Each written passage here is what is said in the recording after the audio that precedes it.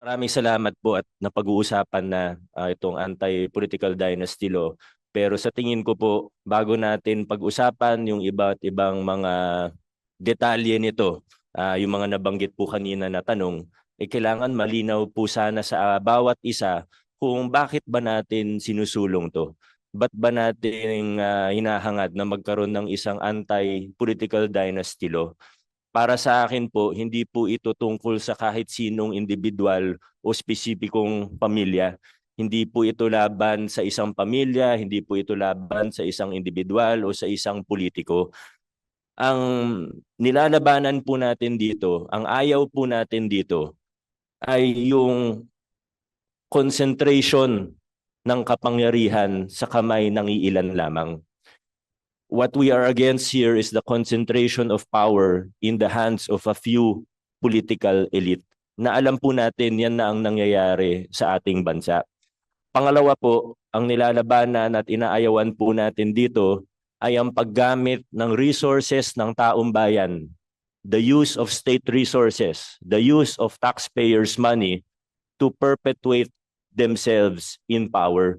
Ibig po sabihin, ginagamit ang makinarya ng pamahalaan para sa pangampanya nila, ginagamit ang pera ng taong bayan para hindi na sila maalis sa pwesto. Importante din panoorin natin at bantayan natin ang proseso, no?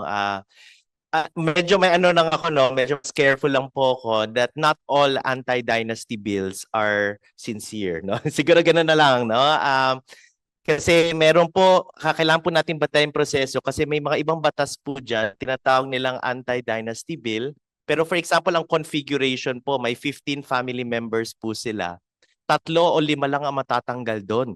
Pero 10 out of 15 ang makakatakbo pa rin sa iba't ibang posisyon. Kaya importante mo na hindi lang po makapasa tayo ng anti-dynasty law, makapasa po talaga tayo ng substantial na totoo na anti-dynasty law na bubuwagin talaga ang paghawak ng kapangyarihan. Kasi kung yun po talaga yung goal natin, no? Kailangan yung gold standard po yung ipaglaban natin. Naghintay po tayo ng 40 years, mga kapatid, no? 40 years, no? Para lang po magkaroon ng ganitong batas. At kailangan ngayon na binigyan na po tayo ng oportunidad na wakasan ang problema ng political dynasties, we must go for the best, the highest standard. 4th degree, successive and simultaneous, no? Para walang mga passover, rotation, maximum 2 members of the family at any one point in time, and of course to also reform the party list system, no.